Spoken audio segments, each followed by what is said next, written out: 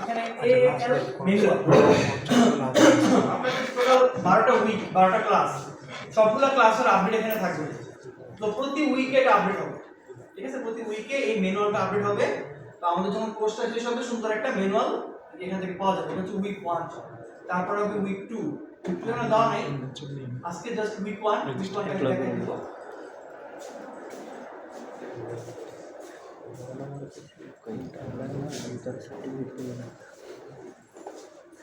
কিন্তু মোটামুটি তো লস করে চাকরি করে তারপরে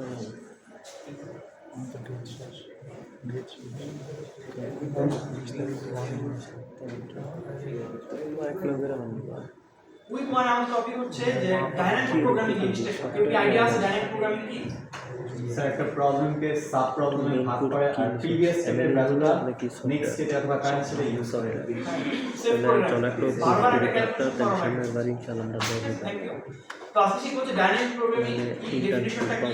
ডাইনামিক প্রোগ্রামিং এর দুইটা প্যারাডিজম আছে অথবা সাব প্রবলেম প্রপার্টিজ আছে দুইটা, ওভারল্যাপিং সাব প্রবলেমস প্রপার্টি আর হচ্ছে অপটিমাল সাবস্ট্রাকচার প্রপার্টি। মোটামুটি এই জিনিসগুলো আজকে আমরা দেখব। আসেন, তো এটা হচ্ছে আমাদের মোটামুটি একটা টপিক আজকে। আমি ছোট ইন্ট্রোডাকশন দিয়ে নিই আমার, তাইলে কি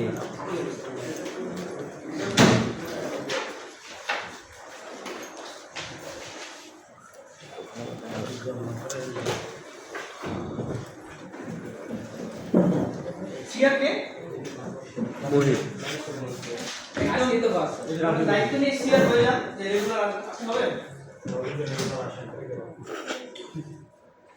মারিয়া নাম্বারটা লিখে দিই।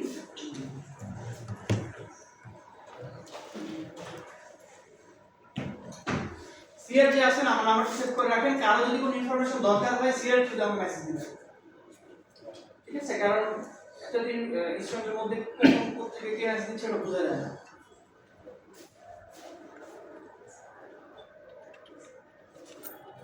আমিও ব্যাচেলর করছি সিএসসি থেকে ফ্রম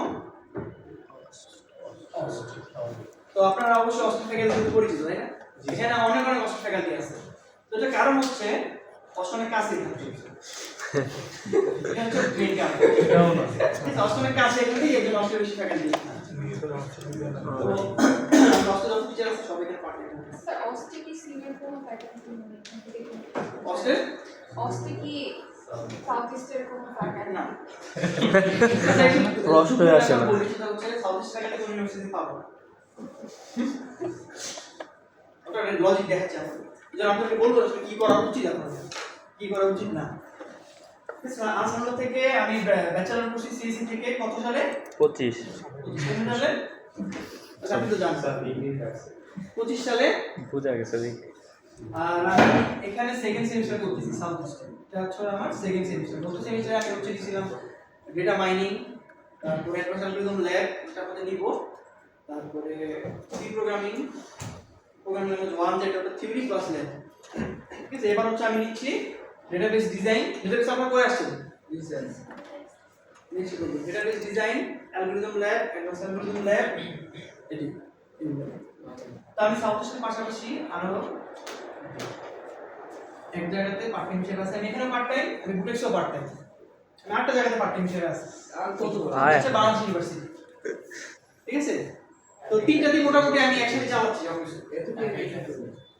টাকা টাকা কষ্ট আর তিনটা দিন পার্ট টাইম হিসেবে আছি। এখানে আমি ফুল টাইম হিসেবে জয়েন করছিলাম, পরে আমেরিকায় পার্ট টাইম করে দিয়েছি, ঠিক আছে? এটাকে করে না আসলে আমি পার্ট টাইম করে দিয়েছি, যেমন তিনটা আমি চালাতে পারি। সাউথ ইস্টে কি পার্ট টাইম? হ্যাঁ, সব জায়গায় পার্ট টাইম। সাউথ ইস্টে আমি বুটেক্স ডেইলি চলতেছে সকালবেলা। আমি একটু বুটেক্সে ক্লাস নিয়ে এখানে আসছি। আর সুবিধা হচ্ছে আমি দুটো কেমনে চালাচ্ছি, এটা হচ্ছে আমার ইভিনিং। এজন্য আমি দুটোকে ম্যানেজ করলেই এটা ইভিনিংটা ম্যানেজ হয়ে যাবে। ওটা সারাদিন বাইরে থাকা লাগে। মোহাম্মদপুরে ভয় লাগে না? মোহাম্মদপুরে ভয় লাগে না? ভয় লাগে, টিচার মানুষদের ভয় নেই।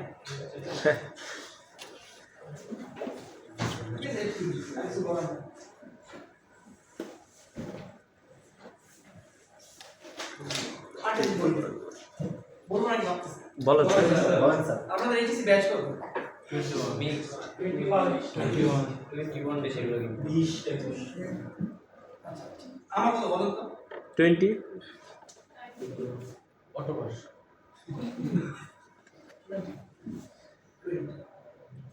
এই তো ভাই ভাই ভাই না? কোন কলেজ ছিলেন আপনারা? সিটি কলেজে কেউ আছেন? সিটি কলেজের পাশে একসাথে পরীক্ষা দিয়েছিলাম আমি সিটি কলেজ থেকে 2020 সালে পরীক্ষা দিয়ে বের হয়ে গেছি। আমি স্যার মামদরতে আর একসাথে না আমি পরীক্ষা দিয়েছিলাম, অন্য কেউ পরীক্ষা দেয়নি, আমি দিয়েছিলাম খালি। কোন জায়গায় গেছেন? আমি বাসায় দিয়েছি, ও ভালো আছে স্যার। ঠিক আছে? মজা করছি। Sorry,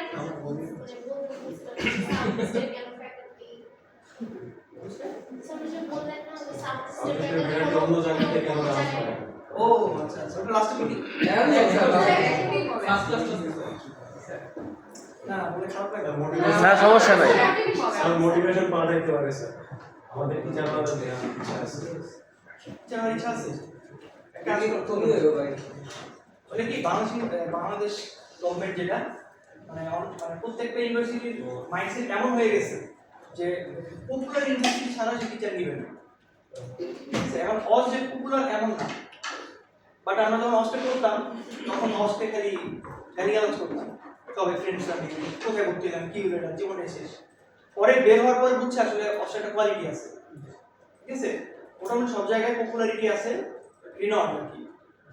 তো অ্যাপ্লাই করতেছিলাম আমি যখন থেকে বের হয়ে আমি জুনে বের হয়েছি, জুলাইতে বের হয়েছি, জুলাই আগস্টে আমি চাকরি করছি।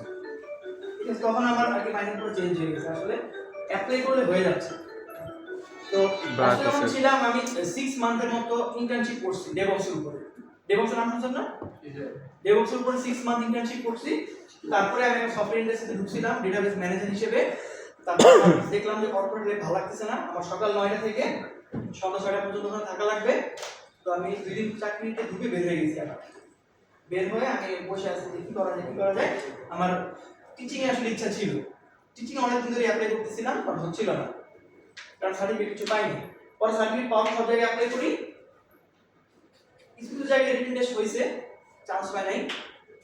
আবার কিছু জায়গায় ভাইবা হয়েছে, সেগুলো হয়ে গেছে। যেমন এখানে বাংলাদেশ ইউনিভার্সিটিতে আর বুটেক্সে আমার যে সুপারভাইজার ছিলেন উনি আমাকে রেফার করছিলেন। বুটেক্স সাধারণত প্রাইভেট থেকে কেউ হয় না, যেহেতু পাবলিক প্রাইভেট থেকে ওখানে সাধারণত টিচিং হিসেবে নেয় না শুধু। আমার হয়ে গেছে। তো আপনাদের সিজিপিএ 9 এর উপরে আছে না? 3.9 এর উপরে? হ্যাঁ বুঝছি, কিন্তু দুঃখের ব্যাপার হচ্ছে আপনাদের 3.9 কে আসলে অনেক বেশি কনসিডার করে না অনেক ইউনিভার্সিটিতে।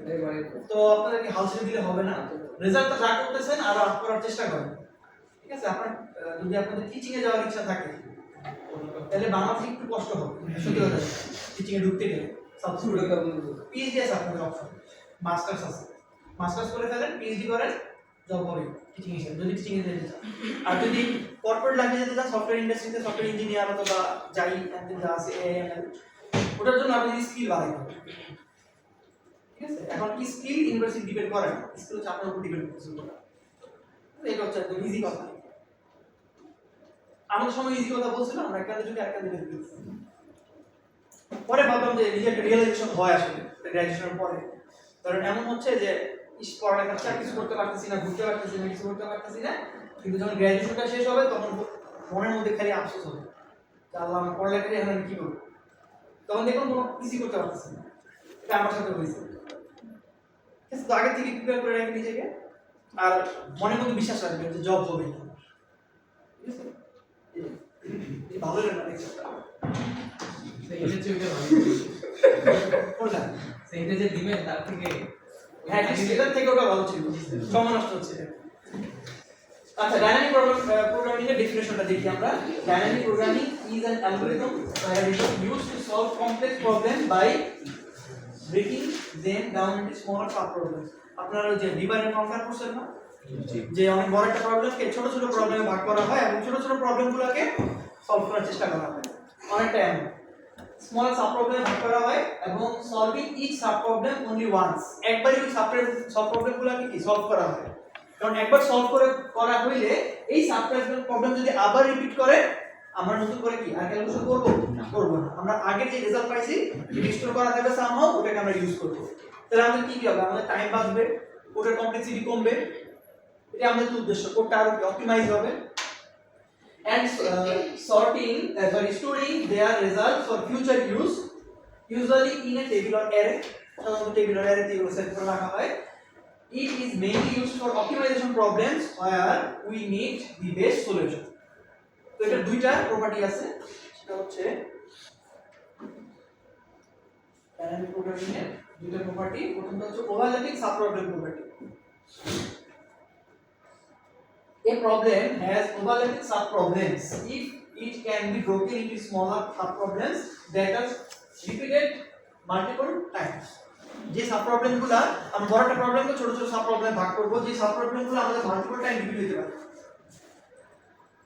instead of solving the same sub-problem again and again dynamic programming stores the result and reuse it মানে বারবার আমরা ক্যালকুলেশন করতে গেলে টাইম আমাদের লাগবে বেশি সেটা আমরা করি না স্টোর করে রাখি পরবর্তীতে করি এটা টাইম কমপ্লেক্সিটি অনেক পরিমাণ রিডিউস করে एग्जांपल হচ্ছে যে একটা Fibonacci sequence the same Fibonacci values are calculated repeatedly Fibonacci sequence যখনই আমরা কাজ করি তখন আমাদের একটা ভ্যালু মাল্টিপল টাইমস যোগ আসতে পারে তো আমরা এটা বারবার করব না যখন রিকার্সিভ অ্যাপ্রোচ চালাবো আমরা কিন্তু মাল্টিপল টাইমস আসতে পারে কোনটা ক্যালকুলেট মাল্টিপল টাইমস আসতে পারে ডাইনামিক প্রোগ্রামিং এ আমরা এটা করি না আমরা যে প্রবলেমটাকে একবার সলভ করব সেটাকে কি করব আমরা সেভ করে রাখবো পরবর্তীতে সরাসরি ইউজ করা যায় অতি করে অ্যাভয়েড করে repetition by storing computed values গুলাকে সে আর ক্যালকুলেট করে না কম্পিউটেড ভ্যালু গুলোকে টেবিল অথবা অ্যারে থেকে সরাসরি ইউজ করে থাকে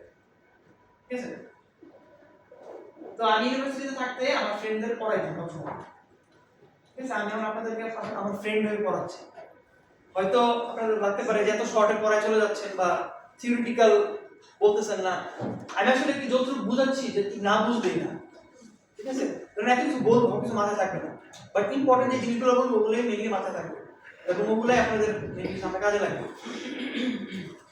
ঠিক আছে পড়ানোর স্টাইল নাকি ঠিক আছে একটু ব্রডলি বুঝাবো না স্যার ঠিক আছে আমার শর্ট বুঝতে ভালো লাগে কারণ আমি যখন পড়তাম তখন স্যার আমাকে ব্রডলি পড়াইতো ভালো লাগতো না ঠিক পরে আমি শর্টলি পড়তাম এই শর্টলি যে জিনিসটাই ফ্রেন্ডদের বুঝাইতাম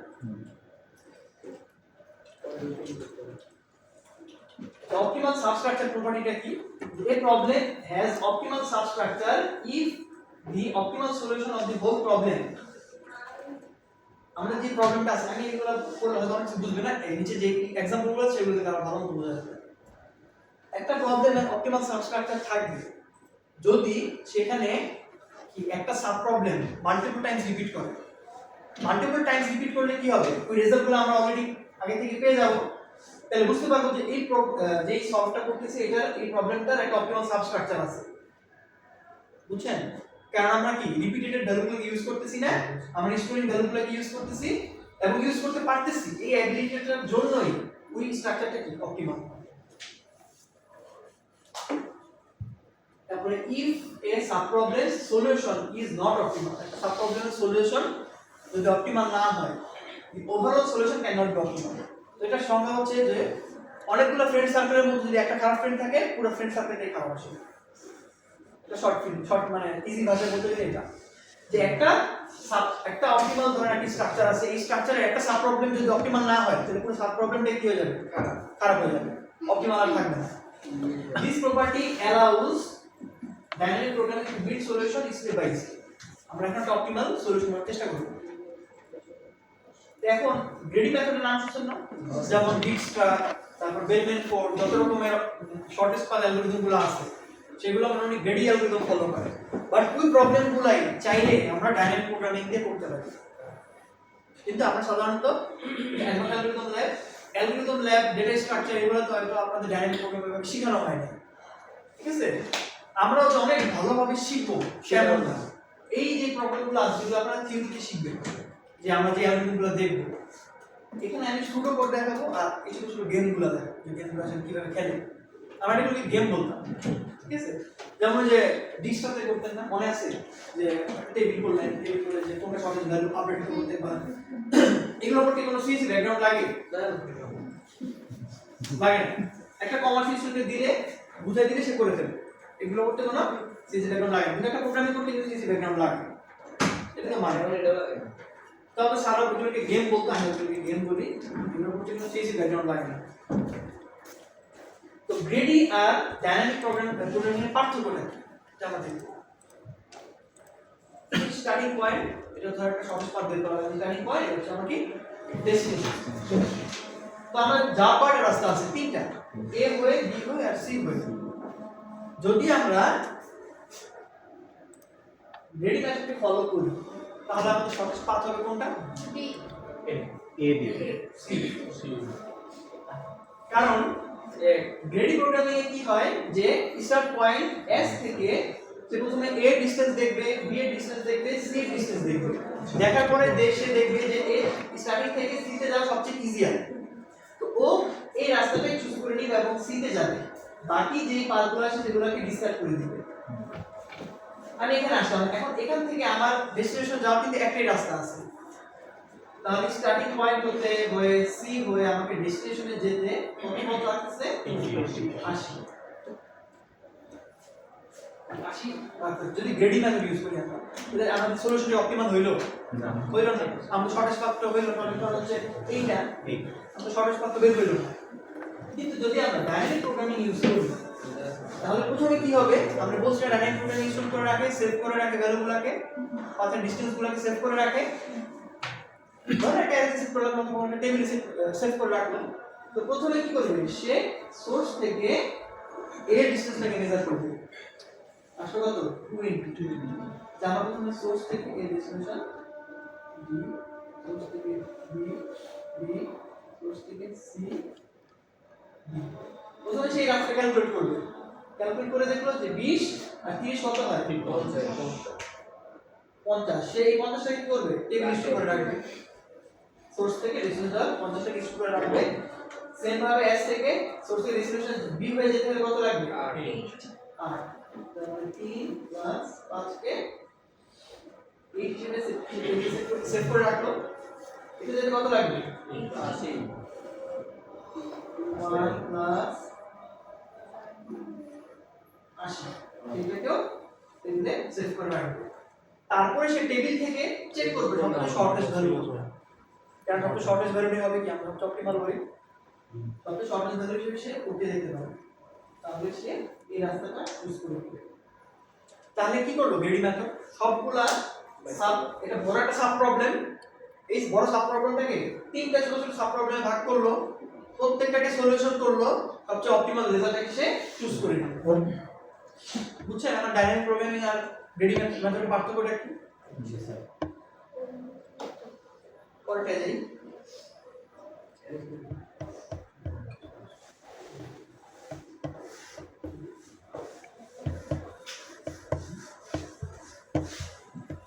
এখন যে ডিভাইড এন্ড কনকার আর ডাইনামিক প্রোগ্রামিং যেটা তার মধ্যে কম্পারিজনটা, ডিভাইড এন্ড কনকারে কি হয়, অনেক বড় একটা প্রবলেম ছোট ছোট সাব প্রবলেমে ভাগ হয়, তারপরে সাব প্রবলেমগুলো প্রত্যেকটাকে আমরা সলভ করি। ফিবোনাক্সিতে সিরিজ যখন আমরা বের করি ডিভাইড এন্ড কনকারটা ইউজ করা হয়, আর যদি আমরা ফিবোনাক্সিকে ডাইনামিক প্রোগ্রামিং দিয়ে ইউজ করি তাহলে সেম ডিভাইড এন্ড কনকার, কিন্তু যে রেজাল্টগুলো ডিভাইড এন্ড কনকারে বের হচ্ছিল সাব প্রবলেম রেজাল্টগুলোকে স্টোর করে রাখতে পরবর্তী ইউজ করব। আরেকবার একটু বলুন। ফিবোনাক্সি সিরিজের ক্ষেত্রে এই ফর্মুলাটা বলি না, যেটা কি ছিল যতটুকু বলছেন। আচ্ছা divide and conquer dynamic program, divide and কনকারে কি হয়, ধরুন আমরা একটা ফিবোনাক্সি সিরিজ বের করতেছি, ফিবোনাক্সি সিরিজ বের করার ক্ষেত্রে ডিভাইড এন্ড কনকারে কি হয়, এই ফিবোনাক্সি সিরিজ বের করা বড় একটা সাব প্রবলেম, এই বড় একটা সাব প্রবলেমটাকে ছোট ছোট সাব প্রবলেমে ভাগ করে, তারপর প্রত্যেকটা ছোট ছোট সাব প্রবলেমকে সলভ করে, তারপর আলটিমেট রেজাল্টটা দেয় ডিভাইড এন্ড কনকারে। কিন্তু ডাইনামিক প্রোগ্রামিং এ হয় যে ওটা divide and conquer rule follow করবে, প্রত্যেকটা বড় প্রবলেমকে ছোট ছোট সাব প্রবলেমে ভাগ করবে, বাট একটা সাব প্রবলেমকে একবারই সে সলভ করবে এবং পরবর্তীতে ওটা রিপিট হইলে আগের বার যে সলভ করা হয়েছে সাব প্রবলেমটা ওই ভ্যালুটাকে সরাসরি ইউজ করবে। বুঝছেন, সেম প্রসিডিউর বাট একবার ইউজ হবে, একবার রিপিট হবে না, কোনো ক্যালকুলেশন রিপিট হবে না। তো ফিবোনাক্সি সিরিজের ক্ষেত্রে ফর্মুলাটা হচ্ছে এইটা, দেখেন এখানে ডিভাইড এন্ড কনকার, এটা হচ্ছে আমাদের একটা বড় প্রবলেম, এটাকে ছোট ছোট দুটো সাব প্রবলেম ভাগ করছে, একটা হচ্ছে কি f n minus 1 plus f n minus 2 f দিয়ে ফিবোনাকি বোঝাচ্ছে ঠিক আছে এই ফর্মুলাটা বুঝতে পারবেন আসলে এই যে দেখি যদি আমরা বলি যে আমাদের n এর ভ্যালু হচ্ছে কি 7 অর্থাৎ আমাদের 0 থেকে 7 টার্ম পর্যন্ত ফিবোনাকি সিরিজের সাম বের করতে হবে n এর ভ্যালু 0 থেকে 7 পর্যন্ত আসছে 0 থেকে 7 পর্যন্ত আসছে ফিবোনাকি ভ্যালু যখন n এর ভ্যালু 0 ফিবোনাকি ভ্যালু 0 n এর ভ্যালু যখন 1 ফিবোনাকি ভ্যালু হচ্ছে 1 এই দুটো হচ্ছে বাই ডিফল্ট আগে থেকেই থাকে n এর ভ্যালু যখন 2 তাহলে কি হবে 0 আর 1 যোগ করে হয় 1 1 আর 1 যোগ করে হয় 2 2 আর 1 যোগ করে হয় 3 এভাবে কত পর্যন্ত গেছে 13 পর্যন্ত গেছে তো আমাদের n এর ভ্যালু যদি 7 হয় আমাদের ফিবোনাকি সিরিজটা কি হবে 0 1 1 2 3 5 8 10 ফিবোনাকি সিরিজ কত আসছে 13 পর্যন্ত সাপোজ আমি এখন আপনাদের বের করতে বলছি ফিব অফ 6 এর ভ্যালু আপনারা বের করুন ফিব অফ 6 ফিব অফ 6 বের করতে হলে কি সূত্র আমাদের ফিব of n minus 1 n equals to fib of n minus 1 plus fib of n minus 2 তাহলে f যদি হয় আমার 6 তাহলে এটা কত হবে 10 5 4 তাহলে fib of 6 কে বের করতে হইলে আমাকে সবার প্রথমে fib of 5 কে সলভ করতে হবে তারপর fib of 4 কে সলভ করতে হবে তাহলে এটার উপর আরেকটা ইকুয়েশন চলে তাহলে সলভ করতে কি কাকে সলভ করব fib of 4 R fib of 3 তারপর আবার fib of 4 কে সলভ করতে এইভাবে আস্তে আস্তে আমাদের যতক্ষণ পর্যন্ত fib of 0 না হচ্ছে ততক্ষণ পর্যন্ত আমরা সলভ করে যাব প্রত্যেকবার কিন্তু দেখেন এখানে একবার fib of 4 রিপিট হইছে এই ক্ষেত্রে আরেকটা কাজ করে দেখেন fib of 4 plus fib of 3 এই যে এটা যে ভাঙলো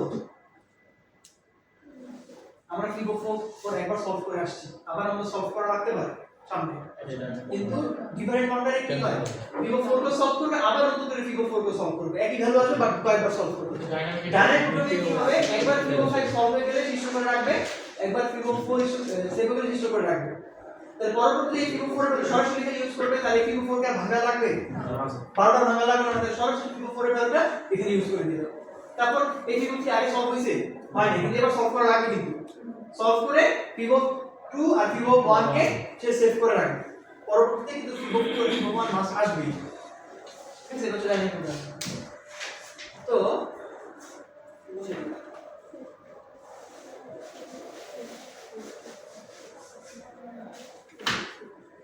fib of 5 আর fib of 4 কে সলভ করা লাগবে যদি আমরা ডাইরেক্ট প্রোগ্রামে ইউজ করি fib of 5 এর ভ্যালু আর fib of 4 এর ভ্যালু 5 আর 3 না যদি আমরা টেবিল মেনটেন করি আমাদের 5 আর 3 কিন্তু স্টোর হওয়া আছে আগে থেকে যদি ডাইনামিক প্রোগ্রামিং কনসেপ্ট আমরা ভাবি স্টোর করা আছে সরাসরি আমরা নিয়ে এখানে বসাই দিচ্ছি আসছে 8 তাহলে fib of 6 এর ভ্যালু কত এই যে 8 এমনিতেই তো সহজ এমনিতে সহজ আচ্ছা এখন আমরা একটা চার্ট দেখি এটা আমাদের সাপোজ এবার বের করতে বলছে fib of 4 এর ভ্যালু fib of 4 এর জন্য fib of 3 এর fib of 2 কে ভাগ করলাম fib of 2 কে আবার fib কি করলাম fib of 2 1 এ ভাগ করলাম fib of 2 কে আবার কি করলাম fib of 0 এবং fib of 1 এ ভাগ করলাম এই পাশটা আপাতত থাক ঠিক আছে এই পাশটা আপাতত থাক আচ্ছা আমাদের ডিফারেন্ট কনসেপ্টে করা fib of 4 প্রথমে আমরা বের করতেছি fib of 4 বের করলাম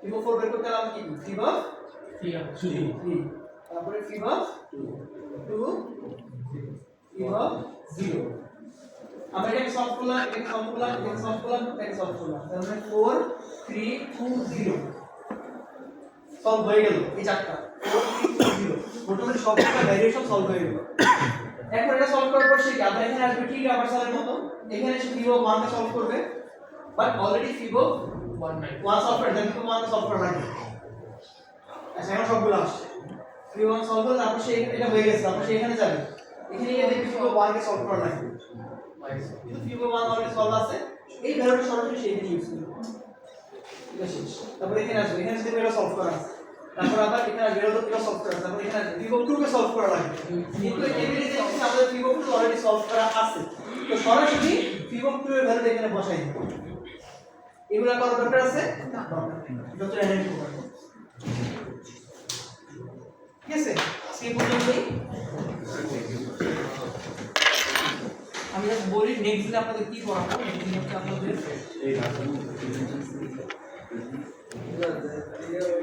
পয়েন্ট চেঞ্জ প্রবলেম পড়াবো ডাইনামিক প্রোগ্রামিং এর পয়েন্ট চেঞ্জ প্রবলেম করব আগে কোশ্চেন দাও না করেন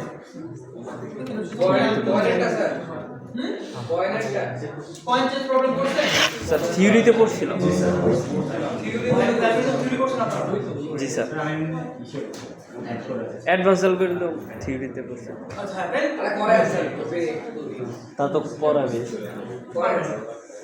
নেক্সট যেটা পড়াবো আমি যে আজকে যে সিমুলেশন দেখাচ্ছি এই সিমুলেশন দিয়ে শুরু করে দেখাবো জি স্যার আর আপনাদের গ্রুপে অ্যাসাইনমেন্ট থাকবে অ্যাসাইনমেন্ট কোড করে নিয়ে আসবেন আচ্ছা আপনাদের বলি আপনাদের অ্যাসাইনমেন্ট হবে 4টা 40 একটা বাছাই করব ল্যাব টাস্ক হবে 2টা 15 করে 30 মানে আমি রিটেন কিছু লিখে দিব সিমুলেশন লিখে দিব অ্যাটেন্ডেন্স 10 আর ফাইনালে 20 হচ্ছে টোটাল 100 কোডটা যে অ্যাসাইনমেন্ট বাসায় এখানে স্যার ল্যাপটপ কি আগে জানি না এর কোড লিখে দিব thank you sir thank you আসসালামু আলাইকুম ভালো শুরু করে লিখে দেব খাতায় তুই দেখছিস শান্তি লাগবে না বেশি কথা ওই ওই কয় কয়াল শুরু বেশি শান্তি বলে অশান্তি হয়ে যাবে আচ্ছা স্যার শান্তি লাগতেছে হ্যাঁ কালি বেশ না খাতা ভালো হচ্ছে ফাইনালের ইয়াটা খাতা ভালো